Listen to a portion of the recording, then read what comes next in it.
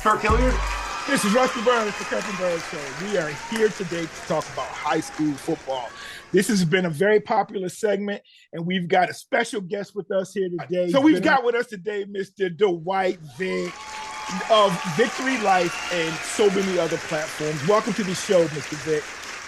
Good to be back on, man. I was just with you guys, man, talking Dion, and I watched these episodes, man. So I'm honored. The only thing we're missing is Jay, but shout out to my guy Jason, man. I love his take. I think he's been right a lot more than I don't know you, Rusty. Jason seems to be on point with stuff. So I'm honored to be on, man. You and Kirk, I love what y'all do. I tell you every time I see y'all in person, I love what y'all do for high school, especially in the Northern Virginia area, man. But I know y'all covered the whole VA, but it's great for Northern Virginia, man. Yeah, well, thank you. Thank you. I appreciate it. And then we got Jason Sterling. He's a regular, but he brings some professionalism to the show on a regular basis. Dwight does too. So it makes Kirk and I look like we might be legit in a way. Look at all those diplomas and degrees behind Mr. Vick back one there. You know what?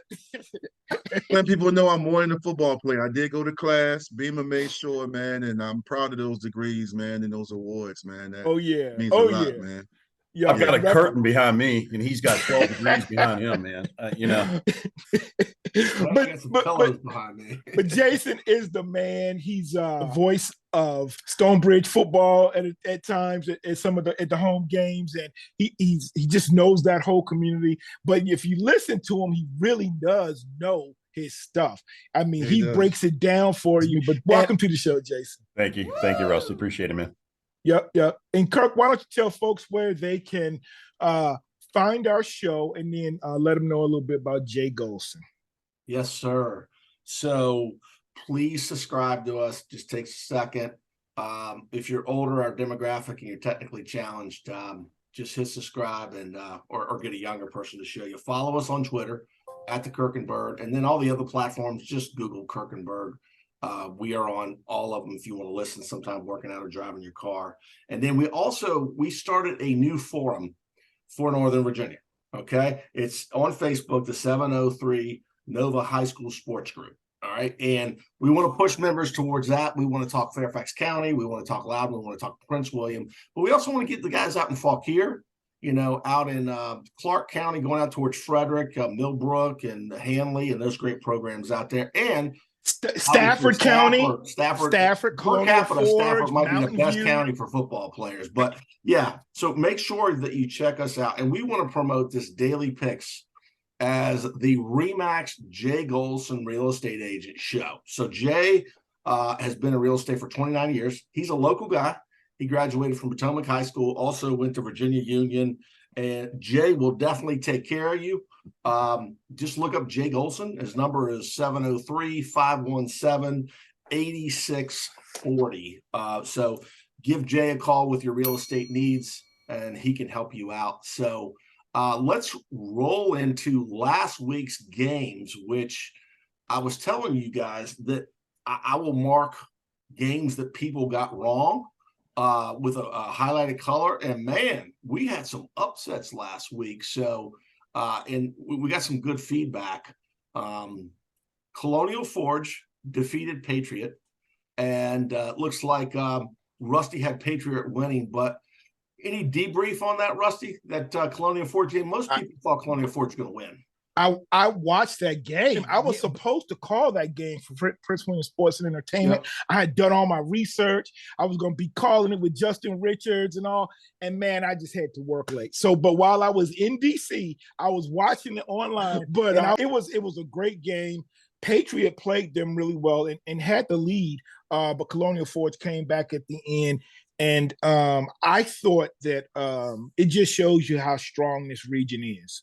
This is a really strong region, and I think with 19 teams now in Class 6 Region B, it's going to be some quality. Only 8 teams are going to make the regional playoffs, and it's going to be a bunch of quality teams now. So Colonial Forge I'm the only one that picked Patriot, but it's all good. It's a non-district game. Yep, and then. We're going to do a private school game every week. Last week was St. Michael the Archangel, which is in Fredericksburg, excuse me. and they played Paul VI, big hoop school. Everyone had St. Michael winning. They got some big time recruits down there. They got a top 10 player, I believe, in 2025. They won 28-0 over Paul VI.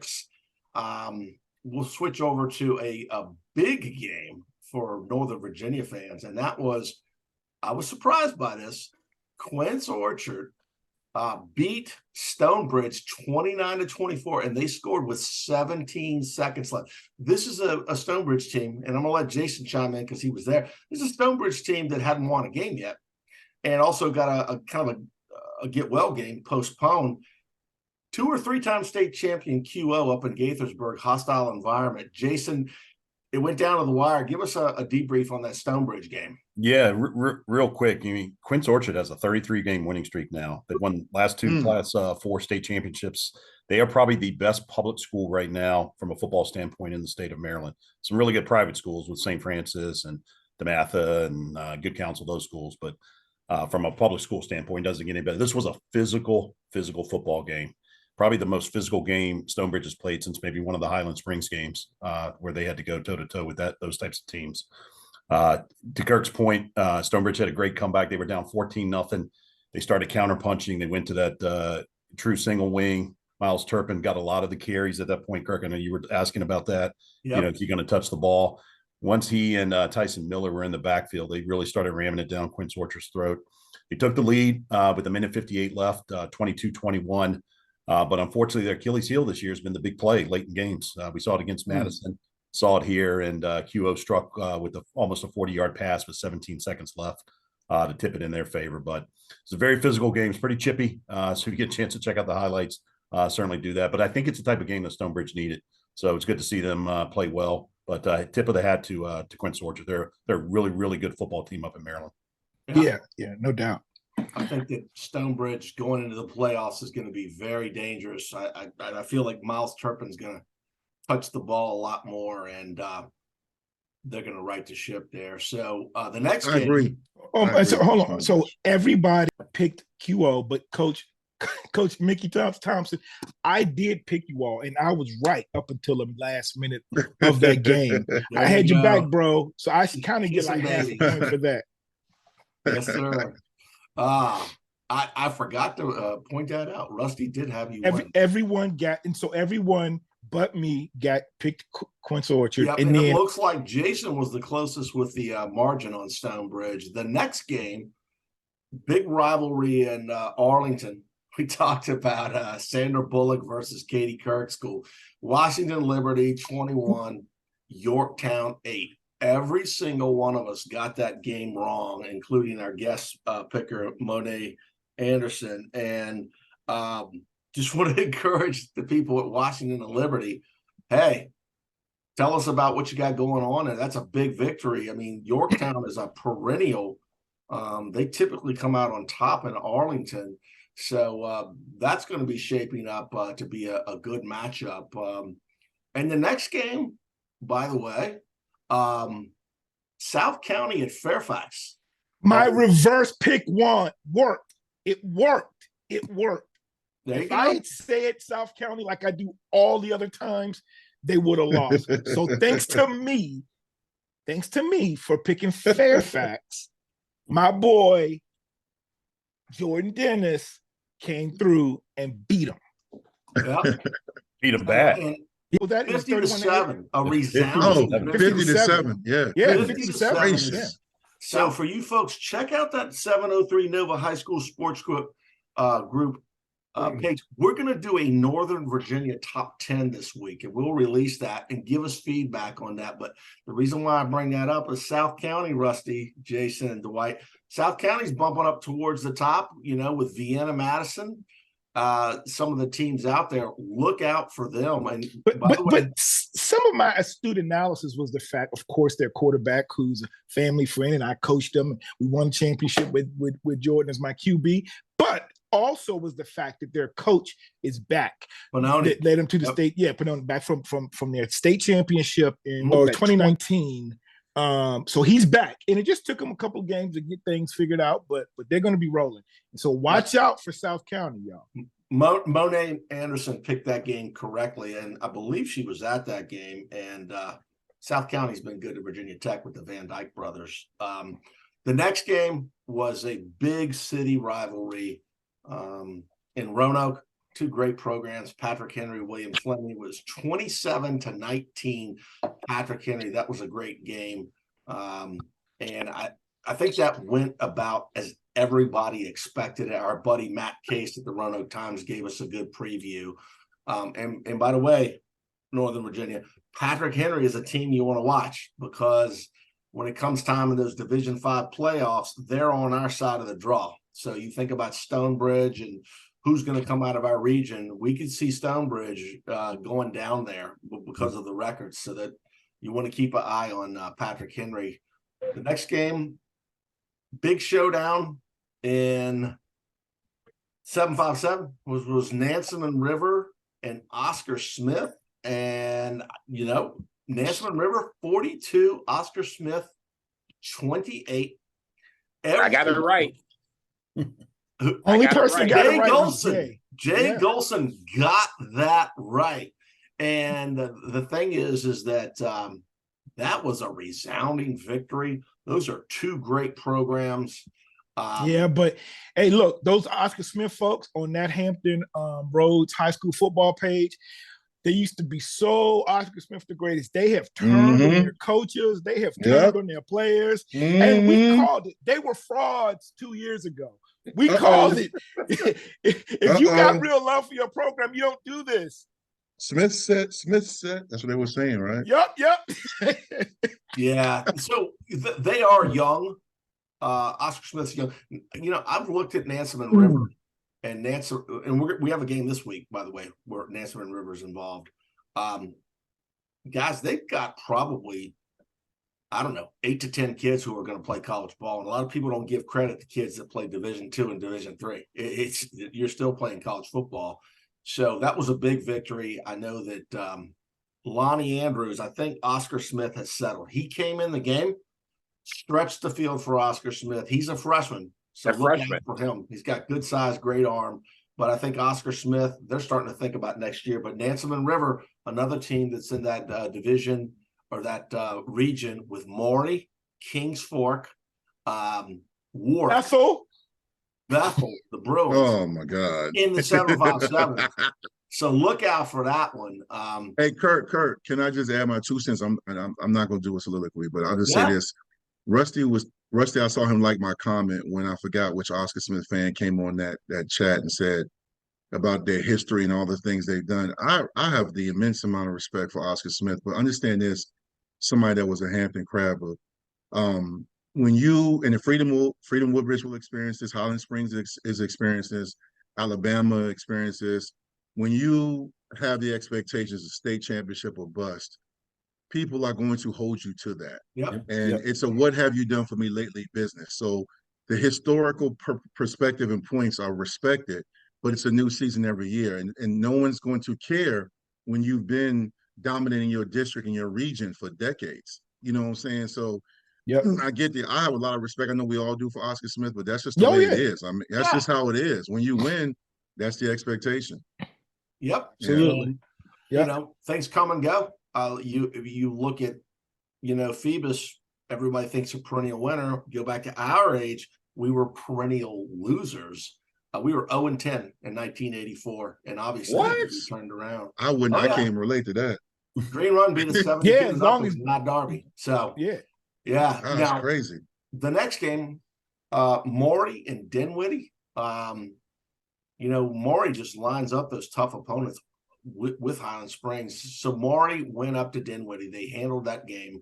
I got some analysis, and I think that one went about the way it should. These hypotheticals, and you guys can chime in on this, everybody wants to talk hypotheticals. Like, I wonder if Maury could beat Freedom Woodbridge or whatever. I don't know the answer to that question, but Maury, with this victory, is obviously right there near the top of all the high school programs in Virginia.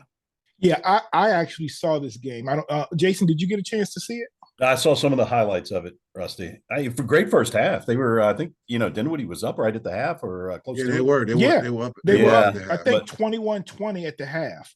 Yeah. And I Dinwiddie's only, quarterback. to be honest, I only saw the second half. I But, thought Coach McCain made some great second half adjustments in this. It's easy to run out all the athletes that Maury has and just expect to win, but you still have to coach, right? And he did a really good job. He's always done this. I mean, he's got a knack for making in-game adjustments, and I don't think we give that guy enough credit for that. So, he can put together an all-star team. But not say his name enough. You've got to be able to coach, and he's got it. And he's got a staff that follows that lead with him. So, yep. Yeah, no doubt. And by the way, Dinwiddie Generals, we're picking your game this week with Hopewell. So we want you to subscribe. Another one that we kind of all expected was Kettle Run and James Wood. Kettle Run won that. Rusty, I reached out to their coach, and he really wants to come on the program. And we followed those guys. Watch out for Kettle Run too, with that Division 4. But they handled James Wood, and that game was at James Wood. Any Jay, you usually keep a finger on that. Any feedback on that game? Well, actually, Color Run is Division 3. Oh, they moved. Yeah, they moved. That's right. They moved down. They moved down. Yeah. So basically, So they're a good team. They have a good offense, a lot of talent, and that Brentsville KR game, last game of the year, is going to be interesting. Yep. Yeah. Exactly what I was thinking. Yeah. But it also, when we were all thinking, oh, wait, Phoebus not in 3 anymore, Brentsville should be able to really do something, but they got to get past Kettle Run. Yeah. And they're the same region. Yeah, I know. Yep. The last game was Thomasdale, Glen Allen. Very good matchup in Richmond. Thomasdale won 27-7. It's a quality win. And I was just going to say that, that loaded region, not a whole lot of people talking about Thomasdale. That's a good team. Their quarterback, I believe, was going to UVA more of as an athlete. They got Shamari Earls. That's an impressive win. And like I said, nobody's talking a lot about them. With Oscar Smith kind of fading, Thomasdale, Manchester, Highland Springs, that's going to be an interesting race to see who gets the present of maybe coming up here to play Hilton, probably near Thanksgiving time. Yeah, Jay. I mean, we know about Western Branch coming up here. Yeah. A little flavor with coming up to Woodbridge and playing Freedom. That is going to be interesting, and the way that works itself out. So, so are we ready to move to this week's games? Yes. Let's do it. So, but before we do that, I do just want to say the records of everyone from last week. So after week 4, in week 4, the two with the best record from that week were our guest Monet Anderson and Jay Gholson. They both went 8-2. Yep. And so Monet, you are definitely welcome back. Don't rule out the white. 8-2. 8-2. Yep. So now, and next we had Jason Sterling and Kirk go 7-3. All right. So, and then I kind of happened to finish last. I don't know how this happens to me sometimes, but I was 5-5. And overall, though, Jay and Kirk are tied at 28 overall with 28 wins and 6 losses in their predictions. Jason Sterling is second at 26-8, and I am 21-13. I keep picking on my heart. The people want to know, though. The people want to know for the Kirk and Bird following, including myself. We want to know, y'all gonna do this during basketball season? That would be nice. Too many games. Yeah. Too many But games. no, You can condense it. It's one week. It's a lot of games. We'll pick some. Jason, get Jason on here because I've seen him on here. He knows what he's talking about. All right, real quick teaser for everybody out there. Let this spread around. Patriot is the team to beat. Tay Barber transferring in. Tay Barber going to Harvard. Isaiah Vicks. We're here to talk about football, but that's a teaser. It's going to be a great year in hoops. Yeah. Jordan Scott is going to end up probably being in the McDonald's All-American game. Everybody's offering him. So anyhow, we're just talking about hoops. So let's switch to this week. I believe this is the 5th week in the season. We're going to start out with a private school game. It is Benedictine out of Richmond going to North Cross in Roanoke. Good number of college recruits. Luca Puccinelli, I believe that's his last name. Dwight, I heard he was definitely going to Tech, and now he's going to Wake. Wake's doing a good job in Virginia. But Jason, give us an overview on that Benedictine at North Cross. Yeah, it's good to start with a private school game here, guys. So both of these schools are part of the VISAA, which is the Virginia Independent Schools Athletic Association, for those folks that don't know, different than the VHSL. And you got two great teams here. You got a team with a 3-0 record in the Cadets of Benedictine versus the Raiders of North Cross with a 3-1 record, who happened to win a title last year within their division in the VISAA. Benedictine's quietly having a good year here, guys.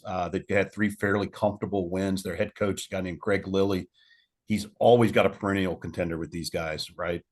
And just I think he's on that track again. Roanoke based North Cross, their head coach is a guy named Shannon Taylor. He was 13 years as an assistant at North Cross. Now he's got the head coaching job, which is great.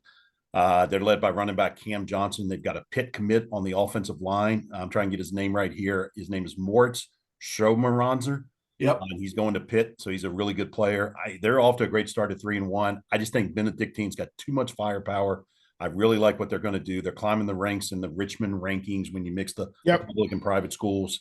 I've got Benedictine winning this one, guys, 28-17. Ooh, that's a good one. Shannon Taylor was a UVA Cavalier right around your time. Yeah. You ever play against him?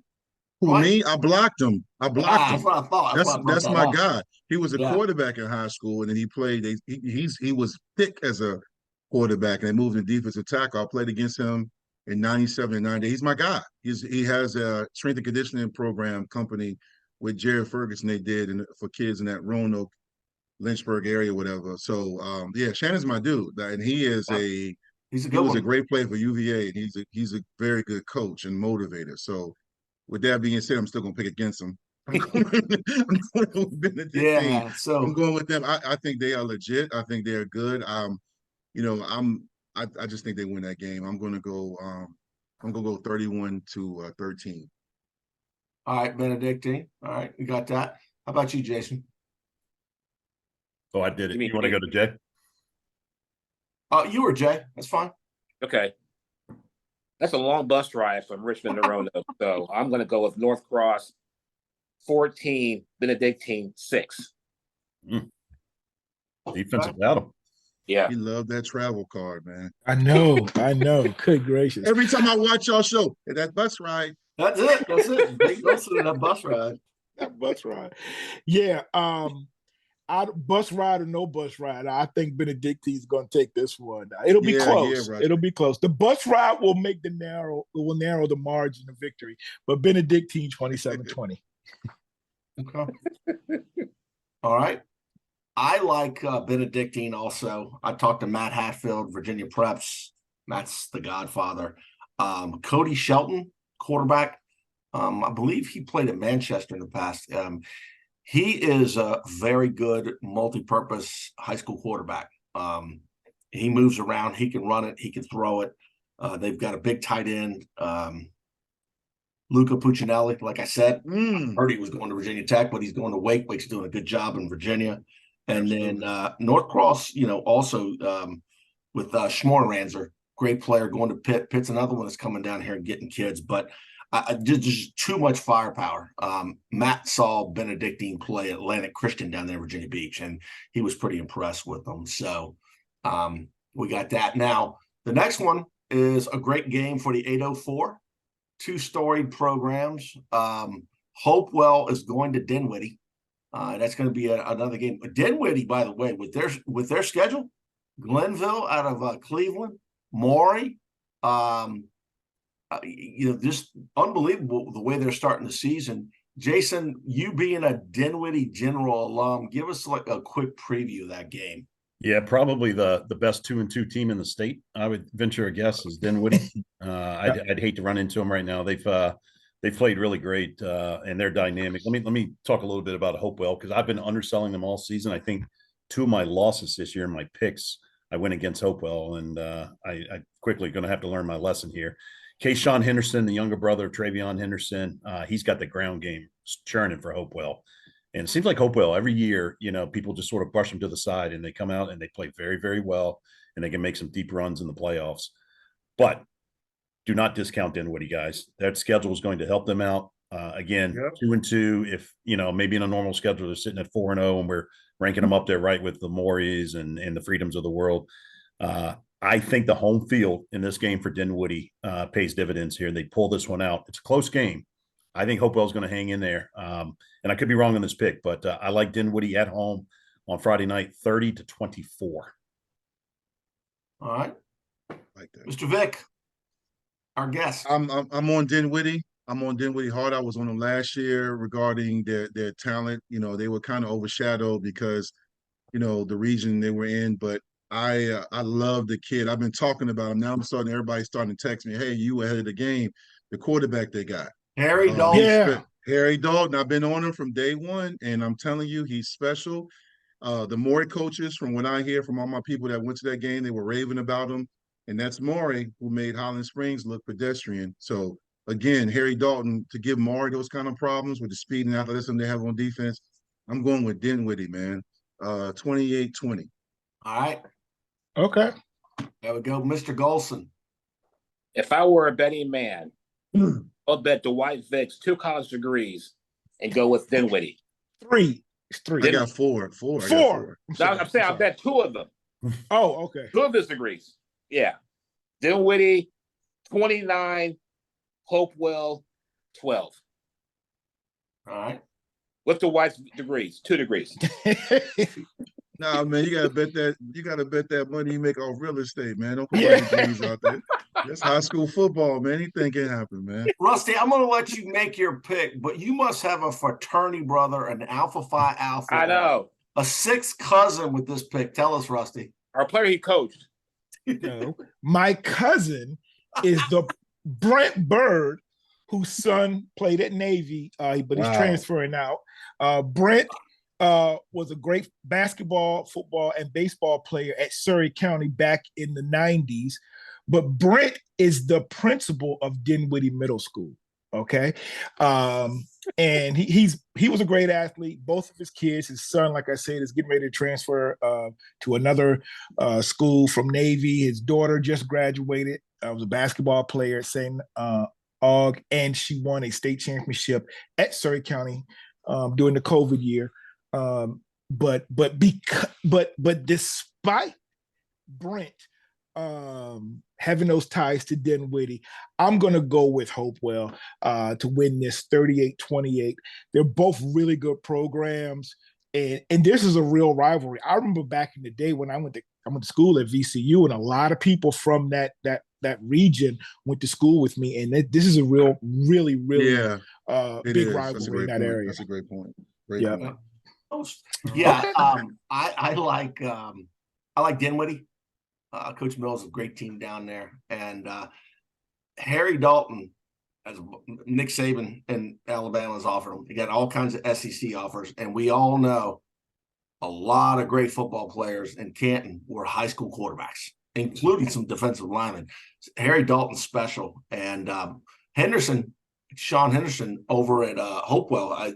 I think it's coming down to Tech and UVA, but I like Dinwiddie in this one, 33-21, and I would think that Brent Pry might be at that game.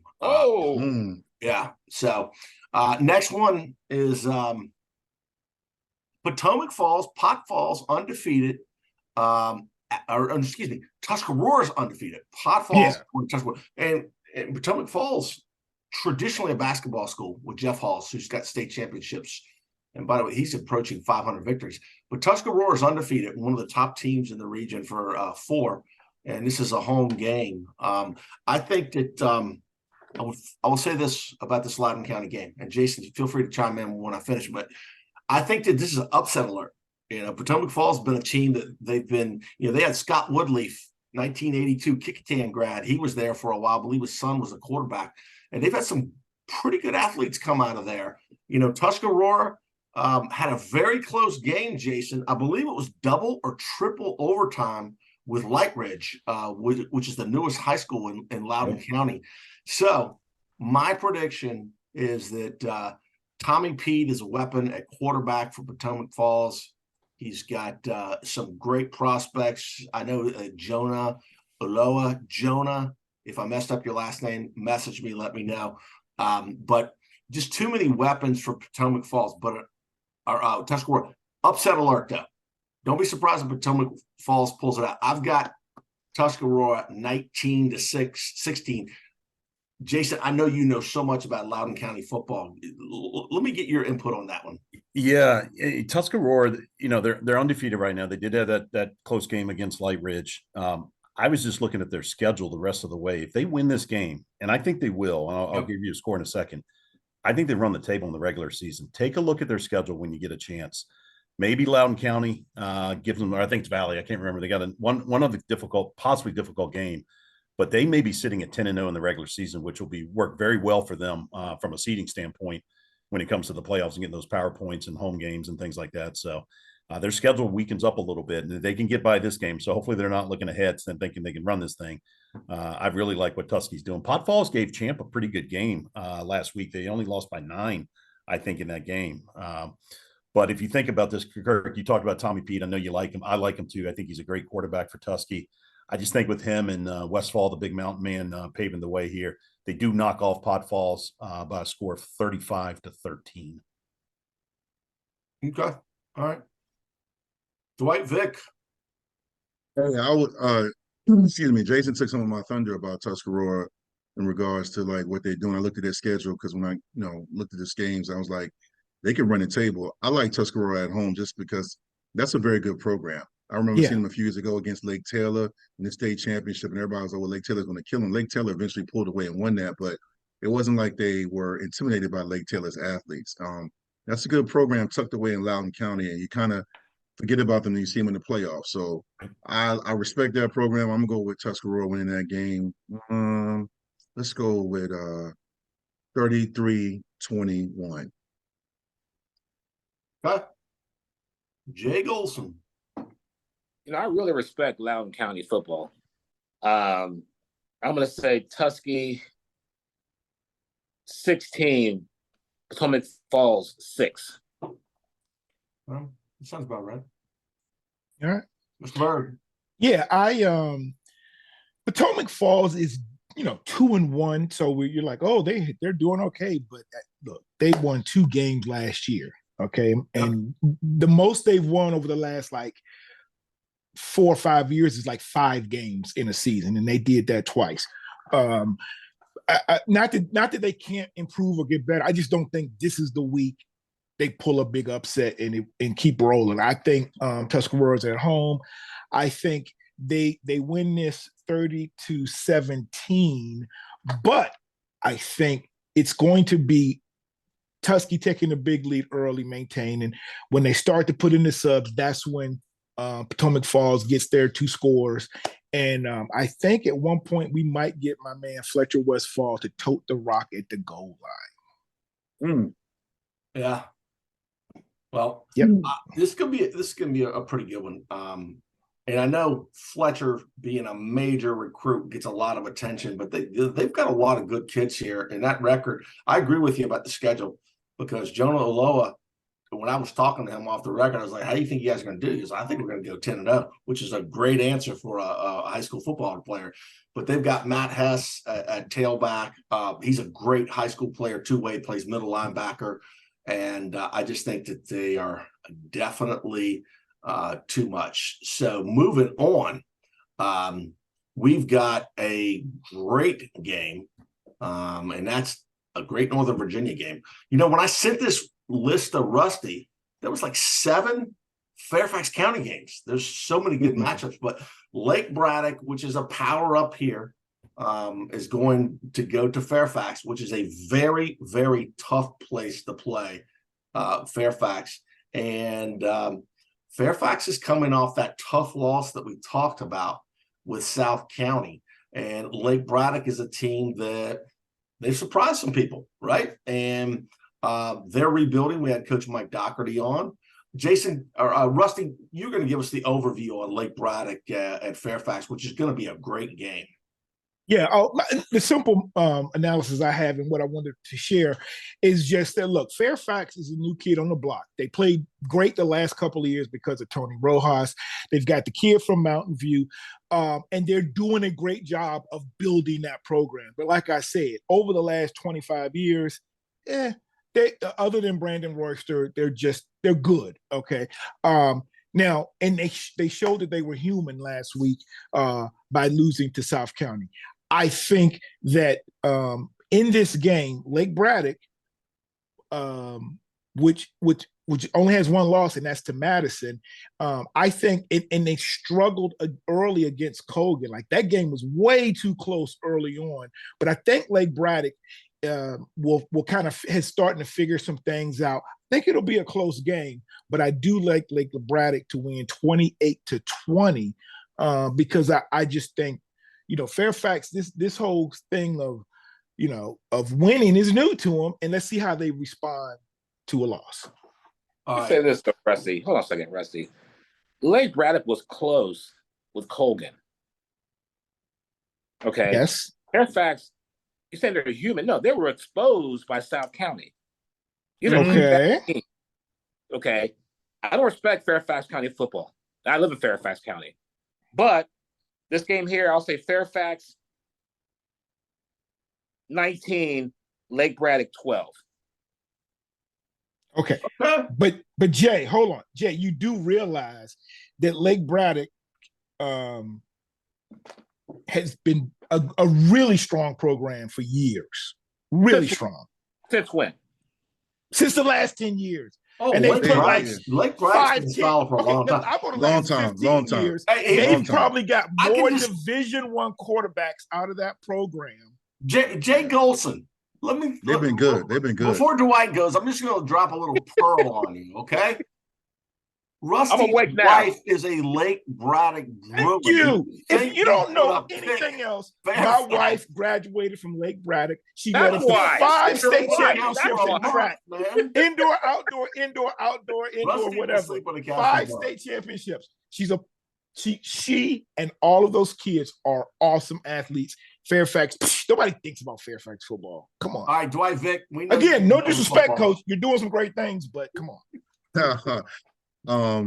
Fairfax, my guy Nate Daniels went there. I played arena football with him, man. He's always on Facebook talking about Fairfax. Last year they had a historic run. It was really cool. I used to live in Fairfax for like 5 years, and I used to always pass that school.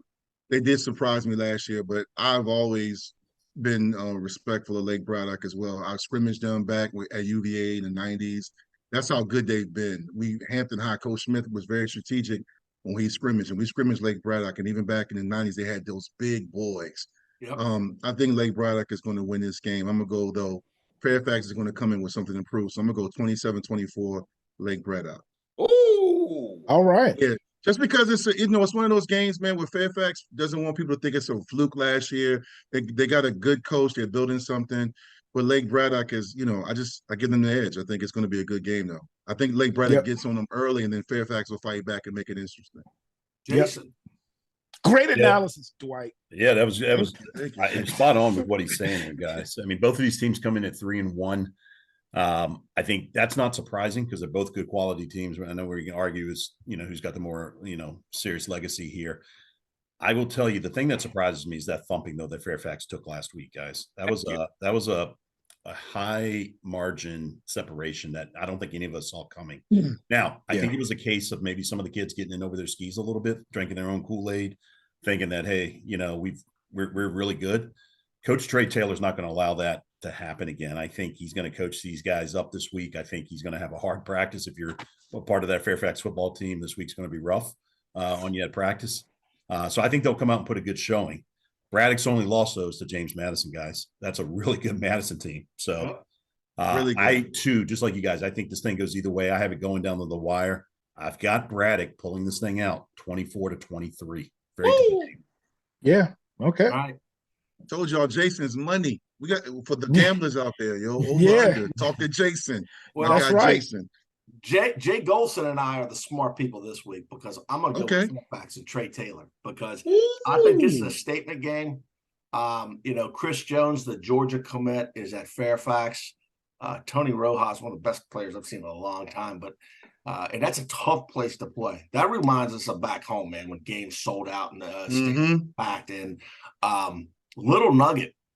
I will tell you that a lot of people that graduated in 1988 universally thought that Hubert Davis was a better wide receiver. He was first team All-State than he was a basketball player. Yeah, he was. My Wow. friend played with Right. him. Yeah. And My Rusty, boys you played know with this. him. We could talk all night about Blake Braddock, but I think it was either the same year, but they had Hubert Davis, Mia Hamm, and Olympic gold medal winner Alan Johnson come out of Lake Braddock High School. Wow. My wife was there with all of them. Yep. At the same time. Yeah, some nuggets. I didn't know all that. Alan Johnson could run like the wind, man. Yeah. Great school. I know a lot of people that went there also. Next game, we're Fairfax County. I told you guys it's got it going on. We got Madison, Coach Counts, going to Chantilly. Chantilly's been down, but Madison, they're rolling, and their team with those players that I saw. I was very impressed with them at Stonebridge, and they're continuing. They're not the biggest team, but they got great skill players, and they play hard. They play nasty. Rusty's given us a little pearl that he thinks that they may overtake Freedom Woodbridge. He's a Prince William County guy saying that about Freedom Woodbridge, but I think this is going to be handily 46-7. Madison, Coach Counts. Over Chantilly. Dwight Vick. Listen, Madison got ridiculed last year because they got thumped by Freedom in the state championship game. But I feel like Freedom was on a mission last year. They're on a mission this year. And I felt like they just would have beaten anybody that day, maybe with the exception of Highland Springs. But with that being said, man, Madison is rolling. That win against Stonebridge, and I've been in Stonebridge for years. I love Stonebridge, respect them. And when you go in there and you can overcome that and win that game, they got confidence now, and they want to avenge last year's loss. Like, we all know Freedom is a team to beat, but Madison is here, and I feel like they are going to continue to roll, like you said, Kirk. And I got them winning 51-9. All right, Jason. Yeah, good analysis, Dwight. Let me give you a name though from Chantilly, just because we haven't talked about them a lot. Avery Chow. He's a 5'8" running back. Small kid, small in stature. He's averaging $169 a game on the ground, and he's got 9 touchdowns through 4 games. So he can be a problem for opposing defenses. I think the concern I've got for Chantilly, though, Madison has a lot more weapons, right? They can spread the ball around. Dominic Nicely, Cord Yates. We've seen these guys, so they can mix it up. And to me, that's the difference here. I think, like you both said, I got Madison winning this thing handily. I've got them taking this game 40-6 over Chantilly. Wow. Yeah. Jay Gholson, how long of a bus ride is that? It's not bad. I don't think it's about 10 minutes. You're not getting anywhere in Northern Virginia in 10 minutes. I'm about to say, what they got? I'm gonna bet Jason's red Corvette. Taking Madison. I'm gonna say 45-6. With Jason's red Corvette. Yeah, I think Madison is a clear favorite, but I do think this is going to be a much closer game, and I think Madison wins 33-28. Okay. Wow. Yeah, I think Chantilly's gonna hang with him for a little bit. You see Madison play, Rusty? Yeah. Oh, they are for real, man. They're real good. I know. Those I know. Yates They're really brothers good. and Dominic Nicely, they're good. And I'll definitely gonna see them play. And I don't know why this popped in my mind, but when I was following high school basketball and football in the 90s, a kid named Bao Ju played for Chantilly. Oh yeah. And he went to Penn State. Yeah, he was a great basketball player. He played for the Green Bay Packers. And to age myself, for some reason, I Googled his name, and he's a very successful real estate agent now, and I'm feeling very old. So the next one is a classic Northern Virginia rivalry. South Lakes at Herndon. Those are two schools that are right down the road from each other, especially in hoops, man. I used to go to those hoops games. Dwight, packed house. This was not long after Grant Hill left there. But, Jason, talk to us about, South Lakes has really come on in football. Yeah. They have good things going on. Yeah, primarily known as a basketball school. They've had some pretty good teams here. Offensively, I'll get to some of their numbers in a second, but they're really good, and they chuck the ball all over the place. Let me tell you something about Herndon. They're at 3-1 coming into this game, and that's an accomplishment. Let me just go through something here. The year before COVID, the COVID year in the spring, and the year after that, they had records of 0-10, 0-6, and 0-9.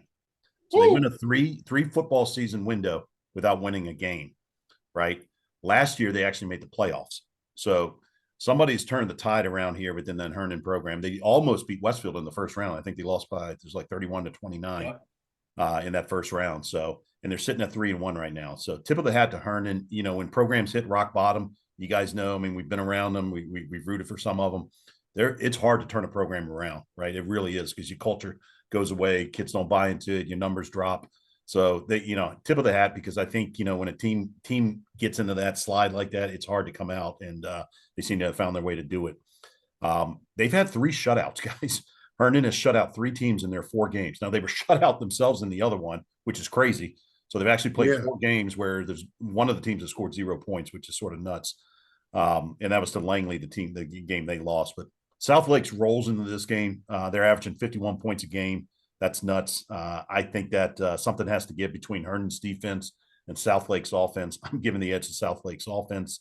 But I think they end up pulling away pretty handily here. I got them South Lakes 34, Herndon 9. All right. Mm-hmm. Dwight Vick? You know what? South Lakes, man, Herndon. I remember when I was the assistant coach and I coached the O-line and D-line at Parkview High School in 2008, varsity team.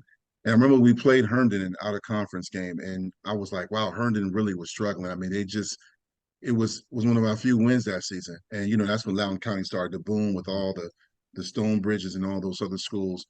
And then you fast forward to now, it's actually pretty cool to see them trying to get back on track, man, because you like those stories, right? But one thing about South Lakes is, and I've been following them, for a long time, here recently, if people pay attention, little nugget, most of the guys on the basketball team also play football. They got a lot of guys that play, and that's kind of that old school 90s, 80s mentality where why they're a favorite in basketball, because a lot of those guys play football. One guy in particular named Aiden, he big guy, he plays basketball, he plays down low. He was all state last year in basketball. He's a load. I've been coaching against him since he was in middle school. I like South Lakes right now to win this game 41-9. I just feel like they're just experienced. Herndon is trying to get over the hump, but when you play a team like South Lakes, it's got winners that play multiple sports. I think they even got a couple of guys that play 3 sports. I think you can't dismiss a winner's mentality, and right now they got it. I just like South Lakes to win this game in a comfortable fashion. Okay. Oh, good stuff. Mr. Gholson? Actually, the last 10 years, South Lakes has been pretty good in football. Yes, they have. Losing to Westfield. Mm-hmm. I'm going to say South Lakes 33, Herndon 14. All right. And you guys covered a lot of great points, and I agree with all of them. I would say, and Jay really took one of my last ones, is that the last couple of years, like you said, probably about 10 years, South Lakes, that program has really been strong. And I remember going to South Lakes at Lake Braddock a few years ago in the playoffs, and I think South Lakes had this big kid going to Richmond, like 6'9" tackle, and they came out there and they balled out. And I went to some coaching clinics, and I remember the South Lake coaches, they did a couple of presentations on their offense and how they were doing some things, and so they really impressed me over the years. So I agree, South Lake's 21-13. Okay. Before we move on, real quick, you guys will see where I'm going with this. if you live in a place like Washington, Philadelphia, or New York, you find out about major law firms. All right. Williams Connolly is a big one. Really big, right? You got Hogan Hartson, big firms like that. So where am I going with this? Bill Bachman, Herndon's coach, is a former partner at Williams and Connolly. And 8 years ago, he started coaching football at 55. So hats off to him with what he's doing. If you know any people that are in those major law firms, they work. He was a partner, which means if you're a partner in a law firm, means you have an equity share. You get a piece of what everybody else does. So, and hats off to a guy that it looks like he coached at Catholic and a couple other places, and he's got the Herndon Hornets definitely headed in the right direction. So, Herndon, make sure you watch us. All right, next one is a great Richmond game. Richmond had a number. Mills Godwin, tennis powerhouse, by the way, is at Hermitage. Hermitage has some great players. That's Dwight. That's Dwayne Brown's alma mater. Yep. Yes, it is. Great left tackle for Virginia Tech. Jason, with those Richmond ties, tell us what you know about Godwin at Hermitage. Yeah, so head coach Earl Kinney out of Godwin has these guys coming into this game at 4-0. So that is the first 4-0 start for Mills Godwin since the year 2000 when they went 10-0. They ran the table in the regular season that year. So 23 years since they started 4-0, which is a great feat for that team. They beat Hanover this past Friday. They had to come back in that game. They were down at the half. I want to say it was 14-0. So they came back in the second half, beat Hanover. They outscored them in the second half 24-7. So they're starting to show, Godwin's starting to show some resiliency here that we haven't seen for a long time from them. And they got a winning field goal with 6 seconds left in the game to pull that game out against Hanover. So it was a really good football game. They do a great job of mixing the run and the pass. After losing to Oscar Smith, Hermitage has picked up a couple close victories here against Henrico and Patrick Henry out of Ashland. But I think Godwin's the better team here, guys. Hermitage is still trying to get back to the Hermitage of old. I don't think they've quite found that formula. I've got Godwin winning this one, going to 5-0. I've got him winning 29-13 over Hermitage. Okay. All right. Dwight, Vic. I didn't know much about Godwin. I'm glad Jason gave us that insight. I did look him up to kind of prep for the show, but I don't know much about them. I do know that with Hermitage, prior to the reemergence of Highland Springs and some of those other teams, Hermitage for years, like you mentioned, Dwayne Brown, they had some talent. They still got talented players, but I feel like sometimes you see, like even the Peninsula District, where me and Rusty are from, with some of those old powers are still trying to evolve and play catch up when you have coaching changes. So I'm gonna go with Godwin. I'm gonna go with a score of maybe 29-16. All right. Jay Gholson. I'm going to be quick on this one. I'm going to say Godwin 19, Hermitage 12. Okay. All right. Yeah. For me, Godwin, I'm pretty sure they'll win this. I've got them winning 27-14. But I think the reason they're going to win is because my cousin Rodney Brown, he played at Hermitage back in the day. Rodney was a great player at Hermitage, went on to play at the University of Richmond, graduated, I believe, in 2018. But while at Richmond, no, maybe 2017, he was an All-American receiver, broke all of University of Richmond's receiving records, went on to be in the camp with Dallas, I think Detroit and a couple other teams. But after he finished playing professional football, because I think he played some arena ball, Rodney went back to Hermitage, was on the coaching staff up until this past summer. I was just talking to his dad, and now he's coaching college football. So since he's no longer on that staff, I don't think Hermitage has a chance. There you go. All right. Godwin 29, Hermitage 14. Before I move on, I didn't pick a South Lakes winner. I said all those great things about Bill Bachman, Williams Connolly. The firm defended Oliver North. I got you South Lakes 38, Herndon 14. All right. Okay. One of the premier matchups in the 757. A lot of talk about this. I talked to some Oscar Smith people. I talked to some Phoebus people. Nansemond River at Kings Fork. Rusty, give us an overview. We both know a lot of people. You got your brother down there. That's a good game. Yeah, well, Desmond River, they have been a really good team for a couple of years, but they've been overshadowed by the Oscar Smith and Kings Fork. Kings Fork was class 4, Desmond River class 5, Oscar Smith class 6. But so you don't. It's hard. They're in the same. I believe they play each other every year, but it's hard to give Desmond River any real credit. Kings Fork has had a lot of talent and been on that radar. But I think Desmond River has really, really kind of figured some things out this year. Clearly, by the way they dominated Oscar Smith, and ultimately they crushed Bethel, so they have to be a really good team, beating us in the first game of the season.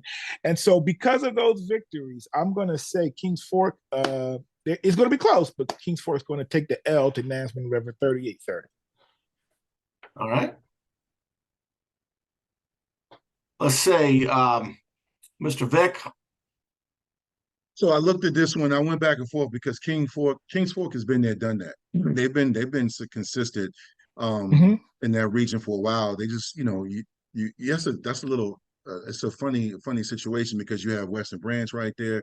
You have Oscar Smith, especially Oscar Smith. But I think when you look at Desmond River and what they did, sometimes when you're beating an opponent like Oscar Smith, you're feeling yourself, you're feeling real good, and you got that confidence. So I think that's gonna be my pick. I'm gonna go with Desmond River 26-20. I just think right now, man, Desmond River, even though I don't want to overrate that win over Oscar Smith because I don't know if we know how good or bad Oscar Smith is. They didn't look great against Phoebus. Right. I know they had some things called back, but so did Phoebus did. But then, Desmond River, man, you kind of just slayed the dragon right there. So I'm gonna give them that win the edge because I think they're playing with some confidence, momentum, and that's just the feeling I'm getting right now with Desmond River. But Kings Fork is battle tested too. They've been knocking at the door and they've been there. So that's why I'm going with a close win with Desmond River 26-20. Okay. Jay Sterling. Yeah, you got 2-3-0 teams here, guys, coming into this game, and two undefeated teams in Suffolk area squaring off here. I get lost sometimes, and I think we all do, with the really, really super teams down in the 757, particularly this year. The Morey's the talk of the town. Phoebus out of class 4, obviously different class, but just that sort of historic defense they're building again. Green Run, all the athletes those teams run in and night out. You can forget about teams like Kings Fork and Desmond River pretty easy. I think it's time to stop forgetting about them and give these teams their due. They're both really good. And I think both of these teams, whether I believe it or not, the important thing is they believe they can make deep playoff runs. And I wouldn't be surprised to see them both go fairly deep in the playoffs. I don't have a lot of separation between these two teams. I think they're very evenly matched. I think they're both very well coached. I give a slight edge, and I mean slight, to Kings Fork in this game, guys. I've got them winning 17-14. Okay. Yeah. That's why I said I went back and forth with that because I feel the same way he did because anyway, I know we got a schedule, but Kings Fork, I can see them winning. I wouldn't be surprised if they win it. That's actually, I'm glad Jason said that because that's actually going to be a matchup that won't get the same attention as Oscar Smith and Phoebus, but that would be a good game for those in the area watching this show. Oh, yeah. Man. Check that game out, man. Yep. Hey, Jay, these are Suffolk teams. These are 2 Suffolk teams, so it's not going to be a long bus ride. Wait, hold on. It is a long. Suffolk is the biggest city in the state of Virginia, and you can really have a long bus ride from one side of Suffolk to the other. Land. And there's I also know, but that's my point. It's the biggest by land. It can be a long bus ride. It's very pretty, and there's a huge Planters peanuts factory. I knew you're going to bring up the peanuts. I knew you're going to bring peanuts. Hey, man, that's a #1 crop in Virginia. But Jay, no, I know. Jay, I got to set you up. You guys, you've got to call Jay Gholson about your real estate needs. Jay, I didn't tell you about this. Discount code is KNB, KANDB. Jay will give you 1 point of his commission on your house if you. That's a lot of money, Kirk. Okay. I know it is. That's a lot of money. KNB. All right, Jay, who you got? I'm gonna go with the home team, Kings Fork. I'm gonna say 15-10. Okay. Yep. All right. So it sounds like we're all very similar. These are 2 really good programs, kind of overlooked, like you said, Jason, that's 757. And both coaches actually know about this show. So Nansemond River, like I said, I think we weren't recording. Nansemond River's probably got 9 guys that are going to play college football. And Kings Fork is one of those teams that top to bottom are good. They're great athletic school, great basketball program.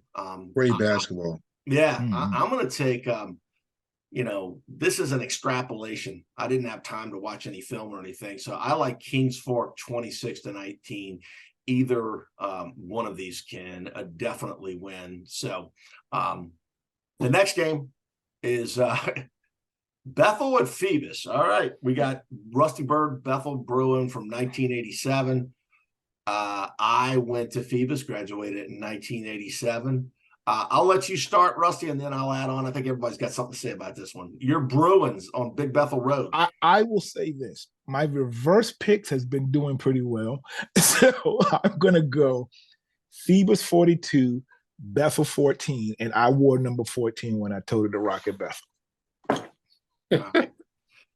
So I'll just chime in real quick. I talked to a couple people tonight, and Phoebus is getting back to health. So this is going to be the first week, I believe, the whole entire offensive line is healthy. At quarterback and running back, they're not going to miss a beat. They got a sophomore quarterback, Adonis Stowers, good-looking player. Davion Roberts, unbelievable tailback. He's going to be heard from. Kind of on the smaller side, 5'7", 5'8", like a Maurice Jones-Drew guy. And also the bookends at defensive end, Tayshawn Stevenson, who's going to ODU. His brother was a North Carolina Tar Heel signee. Trey Reddick, that's the best bookend of ends in the state right there. You got an ODU commit and a Maryland commit. Marcus Hobson plays on the defensive tackle. He's got an ECU offer. And linebackers, Caleb Tillery, Brendan Thompson, number 5. A kid not many people talk about is Ricardo Underwood, Pop Underwood. He is their lockdown quarter. And Keontae Gray plays both ways too. So this Phoebus team is a loaded football team. And if you're paying any attention, I mentioned a lot of sophomores and juniors in there also. So 4 of the 5 offensive linemen are underclassmen. I like Phoebus by a big margin. I think this actually could be a running clock game. Iverson is not at quarterback. Sean Gale is not at safety. Hold on. Ain't gonna be no running clock game. Vic, don't you have a nephew? I was waiting for that. I was waiting. Okay, it's not going to running clock at halftime. You got a big playing for Bethel. It don't running clock. Well, he's 49. Go ahead, Vic. Go ahead, break this down for him. Well, he's a Fisher. He's my. It's Derek Fisher. He's a. I was about to say true freshman, like it's college. He's in 9th grade. And he 2 weeks ago, he had a pick 6 against Mitchfield.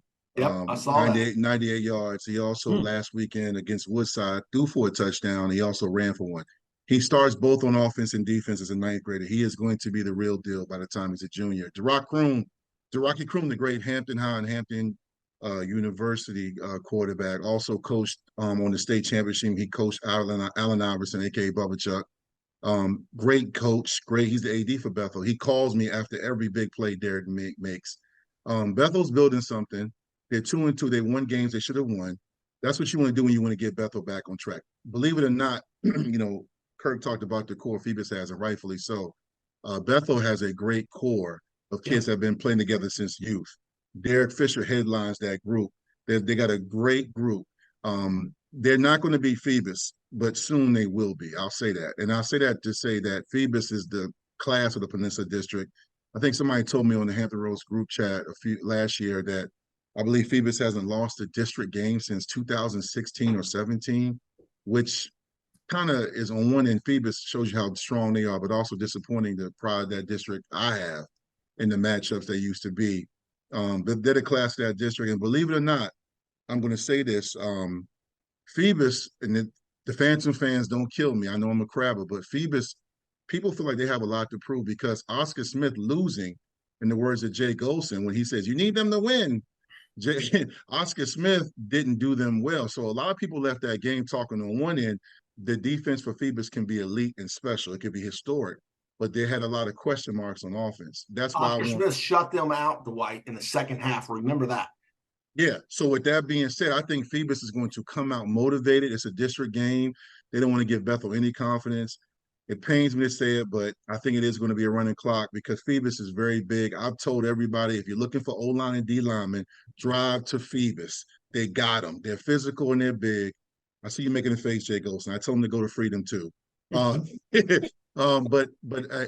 I just want to say again, Phoebus is just too strong, too powerful.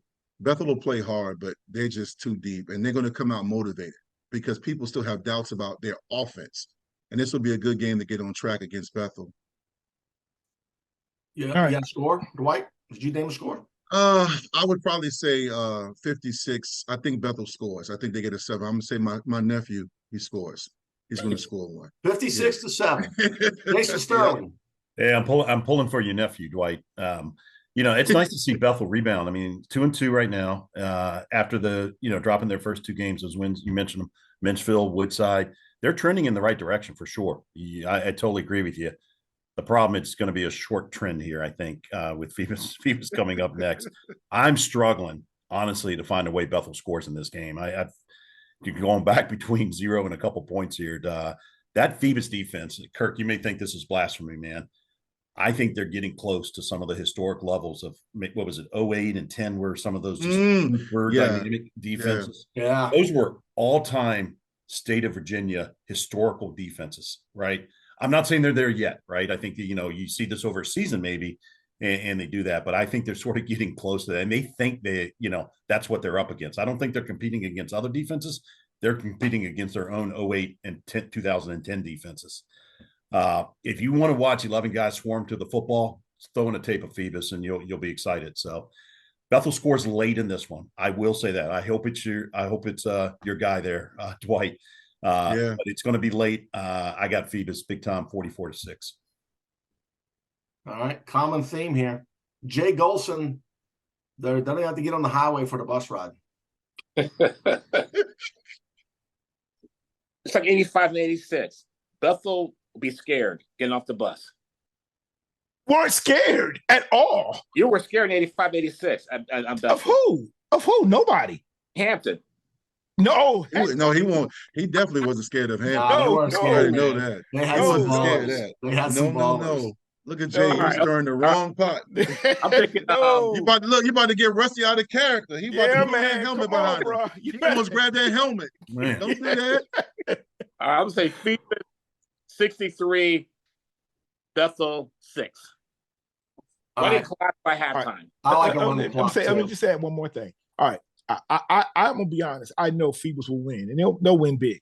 But let me just tell you the matchup that you got to really, and I'm telling you this, in 2 weeks, what you really got to be watching is Phoebus will be playing Dwight's alma mater, Hampton High, and they don't say that. Don't say nothing. They Don't say nothing. like Bethel under a second-year new head coach. I see them trending and doing very well. Kickertan had a little momentum for a couple of years, but they're back to being old Kickertan. But right now, Hampton High School, I know this is not a game we're picking, but they're 3-1. They next play Denby, should get a win, and then they play Phoebus. And going into Phoebus, they should be 4-1. And that is a really, really intense. That used to be the rivalry of the state. That used to be years. the rivalry. That was the rivalry. I knew guys when I was at Tech that were coming from like out of state to come to that game. I'll say this: there are no moral victories don't count. But when you guys preview that game, I will be watching. I watch all y'all stuff. But last year, moral victories don't count. But I was surprised. I think I was in a group chat with y'all how Hampton was on. They only lost 21-0. And Phoebus was legit with Jordan Bass last year. But that's rivalry games, man. Yep. Speaking of rivalry games, we've got one in Prince William County. But before we move to that, for you Northern Virginia folks, here's a little interesting fact. Phoebus High School does not have a window in it. So the guys from Hampton, y'all know about that. But think about that, no windows. And Unity Reed just got windows last year. Okay. Unity Reed just got windows last year. My daughter and my wife went there, so little nugget. Okay. Well, regards to Freedom Garfield, these two teams do not like each other. Now, since COVID, they're 2-2. So Garfield's not scared of Freedom. Freedom is not scared of Garfield. You have the Dale City versus Dale City. It's a rivalry game. Saying that, also Garfield's DBs called out Cam Courtney and said they're going to shut him down. That's your fault. I was sitting beside you. Yeah, that's right. That's right. So I'm going to say Freedom 65, Garfield 14. All right. There we go. Mr. Vic. Yeah, man. I have a son who's a senior, Isaiah, man, and he's on Snap and Instagram, and he was showing me the back and forth between the players. There's been a lot of talk. One of the things he showed me was Cam Courtney was watching the broadcast with me and Rusty and Jay and Monet and all of us when we were interviewing Garfield players, and he put on his Snap. Cam Courtney was like, "All right, bet, I hear you." This is going to have a feeling of a Colorado State matchup. Yes. This is going to be a lot of personal fouls and penalties. Not saying either team is undisciplined, but emotions are going to be high. I respect both coaches. Daryl's my guy. He's been on my show a few times. Him and Jeff are motivated. But Tony Keelan, I've known for a long time back when I used to coach youth football. And he came into Garfield and he's turned that program around. Garfield took my state championship. I'm still sore about that in 1990. We should have beat them. We were up a half. But Garfield is not going to be intimidated, but Freedom doesn't care. I think Freedom is going to be motivated. And the thing about it is that, they have expectations, state championship or bust. They're trying to repeat and make history. And, when you're in their district, you're the better team. And sometimes you get these games that motivate you. Now you're motivated and you're talented and you're locked in. Garfield has some players, though. I like the way this is going to be an emotional game, but I just think Freedom is just going to be locked in. Cam, they got, they're still mad that they feel like, and they were talking about this on social media. They're still mad about what happened with the private school, DeMatha. They're still mad that didn't get finished. So like I said about Phoebus, they feel like they still got something to prove because they haven't had a complete game yet. So I think Freedom comes out, man, and I think they just make a statement. I think you might see a score in the 70s. I think you might see Freedom 77, Garfield 21. I know that sounds. I'm just saying because they look. I'm on those same social media sites. They are motivated. Daryl even posted something. So, and they were motivated after they watched the Prince William County Sports and Entertainment show we did to preview high school sports. Their players came out and said something, Freedom. So hopefully we can get them there next year because, they're a great team and they got some great personality. So I just think Freedom comes out and makes a statement. All right. Jason Sterling? Yeah, so, Garfield beat Unity Reed to open the season, and they played Gainesville pretty tight. I think that was a 27-20 game. A little tougher sledding against Battlefield, if I'm not mistaken, but that wasn't an overwhelming mismatch there. There were some good things for Garfield in that game. But I'm on the same train of thought. I got the same notes here that you guys have around Freedom. With that no contest against the DeMatha that was declared, you have to go back to that Varina game, and that game was in doubt up until the very last couple of plays of the game. It could have gone either way, and I think Freedom understands that, and I think they've got people are remembering that. And in the meantime, we've all anointed Maury here as the best team in the state, and I don't think they like that a lot. And I might be one of those people, guys, that anointed Maury as the best team in the state after what we've seen the last couple of weeks. So we're nuts to brush Freedom to the side here, absolutely nuts. I think they go off on this game too. I think with that time off, they come out, they're healthy now. And I think they take it out on Garfield. I got a running clock early in the third quarter. They put their foot down on this game. I got a very resounding 59-6 win for Freedom. Little side note, a great point about Garfield and Gainesville. I watched that game on FHS. Coven, the star running back that's got the Syracuse offer, got hurt in that game. Yep. Not to take away from what Garfield did, because I was watching the game. They had several chances. I thought they were going to win that game. And Gainesville is a very talented team, but Freedom is locked in. All right. So we'll close out the picks. I'm on a statement game for Freedom, 77-0. And it could happen. After seeing Freedom up close, and personal, I talked to a couple guys down in Hampton that went to Phoebus, and I said, hey, I don't know if Phoebus could beat Freedom. They resoundingly said Phoebus could, but I think this Freedom team is on a mission. So Freedom, I agree, will win this game. And I'm even going to say it will look like a big victory. It'll be 51-7. But I'm going to say this. Garfield is not as bad as people may think. If you look, they're 1-2. Unity Reed's not very good. They beat them pretty bad, but like they did play Gainesville close, and Battlefield's a really good team. Like Battlefield's doing that to everybody. You know, they beat them 39-14.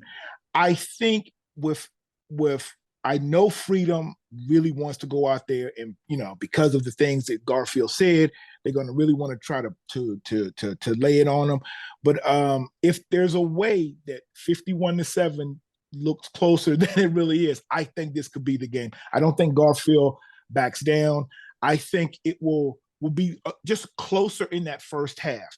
Look, y'all, it is a rivalry game, but I tell you, Freedom really needs to work on their special teams. And if Garfield is watching that film, if they can find ways to put pressure on that kicking game, especially if they ever make them punt, you just never know. That's all. Freedom's going to have to do better with kicking, field goals, extra points, and punting. So I don't know, but if anybody can give them for the rest of this year in Freedom's schedule, it's going to be Garfield. Good though, Kurt. Hey, I just love it. I'm glad you saved that for last, and I'm glad. Respect to Garfield for even though it's a lot of chirping going on that doesn't win games. I think you have to have that mindset, and I think it's great for sports as long as it doesn't get too crazy. I think it's great to have competition. You want to take on Freedom. You want that mindset. It's just be careful what you ask for. Nah, I mean, that's an impressive team. Yes. You've got 3 Power 5 receivers and a great quarterback and a tailback that's going to go Power 5 wherever he wants to go.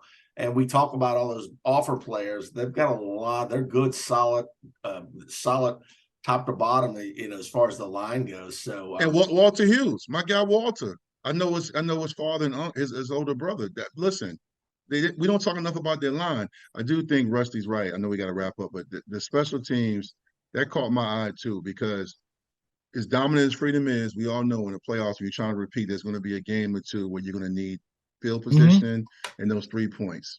As good as they are, that's just how it is. Yep. Right. Yep. All right. So this is the Jay Gholson Weekly Pick Show as our sponsor. ReMax Jay Gholson for your real estate needs. And by the way, if you're on the fringes, if you're down there in Spotsylvania or you're in Maryland, Jay will connect you with somebody. Call them at 703-517-8640. All right, Jay, drum roll. We've had 2 great players of the week. Talk to us about your player of the week for this show. Yeah, it's going to be Gainesville's Wyatt Bach. And he had 3 touchdowns from the defensive side. Yeah. I was wondering if you were going to catch that. Yes. That's just unheard of. I've never seen that happen before. So he's an obvious pick for me for a player of the week. Wyatt Bach, Gainesville. Yeah, that's good stuff. Look, Jay, we talked about this when you even decided to do it, and we said, how are we going to ever get to acknowledge defensive players? And now you've done it 2 weeks in a row, acknowledging an athlete's performance on the defensive side of the ball. So I'm really glad to hear that. Jay, that's a good move. The average house in Gainesville, Virginia goes for $660,000. So smart move. I live out here. I live out in Gainesville, so yeah. That's right. Well, those are those houses, the 600. Those are the small ones behind the White's house. Well, one thing's for sure, like I told Jake 3 years ago, I don't do wine and cheese. I keep telling him that. I live out in Gainesville. I said, dude, I like cheese, but not wine. Cheese and crackers. I'm from Shell Road. That's right. You know what I'm saying? And look, so look, let me just say this also. When we talk about Freedom, yes, they did leave with a higher score than DeMatha, and they probably could have won that game. I don't think the Coolidge game was really a good representative of how good Freedom is, because they just were a different level. This is a really small school. Yeah. And they only beat Varina by 8. we really still haven't seen what Freedom can do against a rivalry team. And this team has been challenged this year. Look, we were at that Coolidge game, Jay, and that Coolidge team should have, I believe it was, if it was the Freedom of last year, they would have put them away by 80. Well, it's in DC though. You gotta be careful. Okay. But I'm saying that Coolidge team Coolidge High School, if you don't know, only has 500 students. Wow. Okay. 500 students. They will be class 1 in Virginia, and their offensive linemen were not very big. And so, maybe, Coach Overton was being respectful. We were in DC, but you and I were there, and we just don't know how good Freedom really is, because we haven't seen them play a full game against a tough That's opponent. a great point. I just think that I know a lot of those kids from days of you coaching against them, and Jeffrey Overton is special. Yeah. I mean, and you're talking about a region that features him and McCardell, the kid at Patriot, and Colvin. Hopefully, we're wishing for a healthy recovery. That's just 3 playmakers. So, again, I mean, I get what you're saying, Russ. I watched every minute of that game against Coolidge. They could have scored 100. The refereeing was horrendous. Oh, yeah. The officials were horrible.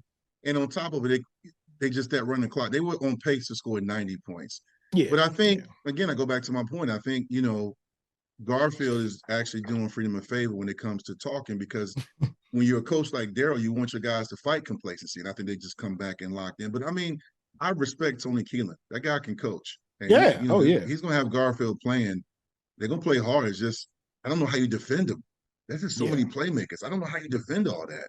Yeah. It reminds me of that Stoke Bridge team, Jason. We got to get off, but that team they had when they had, can't remember what year, but they had all those different weapons on the offense. They ran that wing, whatever, and it was just, who do you stop?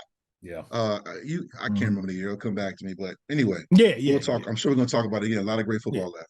Yeah, Freedom has 6 legit threats when you got 4 receivers, a running back, and a quarterback. Yep. Who can not just throw but can run who we never talk about, who broke Ron C's record. Absolutely. So look, we're going to go ahead on and wrap this up, but I do want to give a big shout out to Dwight Vick. Thank you for joining us. If you could say 1 or 2 words about Victory Life, give you an opportunity to promote that. Anything else you want? Nah, man. Thanks, guys, for having me on. Man, I know all of y'all, and I've watched the show, man. Big fan of you, Jason. Jay, always mess with him on Facebook, man. But Victory Life. I have my podcast. I talked to my cousin Mike. We're supposed to be coming back with the Vic 757 show. Oh, good. I love that show. But Victory Life, if you're wondering if this is the first time you're seeing me on this show, which it shouldn't be, but I'm a licensed therapist. I provide family, group therapy, individual therapy, therapeutic mentoring in Northern Virginia. We're contracted in Alexandria City, Fairfax County, Fauquier County, and Prince William.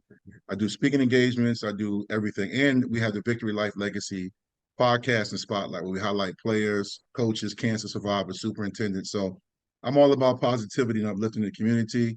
I'm all about giving back and helping anybody. Vic loves the kids, and I love kids, all races, all genders. I'm all about helping the world. I know it sounds corny, but that's what I'm called to do. So I love running my mouth, and I love chopping up with the Kirk and Bird show. Jay, I always mess with him, man. I'm what I call you, the Black Skip Bayless. Yeah. Yeah. Perfect. That's it. Yeah, but thank you guys for having me on, man. Shout out to all of y'all, man. And to all your subscribers, man. Y'all keep checking for this show. They are doing a great job for high school football, man, and high school athletes. We got to keep doing this. This is great. This takes me back to my day. I love it. Yeah. Jay, we promoted you. Jason, anything you want to close out with? Look, it's great to share the stage with Dwight here, guys. I mean, great Hampton Crabber, great Virginia Tech Hokie, but, I'm learning real quick he's a better person. And the youth that he serves out there, both in the football community and beyond, we need more of that. So tip of the hat to you, Dwight. It's great. I appreciate it. And hopefully we strike up a friendship, man, that can last a long time. So thank you for that. Rusty, for you are connected to every darn team here in the state, man. It's unbelievable. Yeah. I think somewhere I am a cousin of yours, and I just don't know. Yeah. Oh, yeah. Yes. No doubt. Yeah. Well, look, hey, for all these great guests we've had Monet, I'm a little bitter that you beat me, but Jason called it actually. He said you're gonna beat me, but no. And Dwight Vick, you about to take an L to me. I'm a rebound. Here we go. But no, really, thank you guys. This has been a great show. I really enjoyed this time together. So for Jason, Jay Gholson, DV, Dwight Vick, and my co-host Kirk Hilliard, this has been the Kirk and Bird Show with our Week 5 VHSL Top Game Picks. We are out.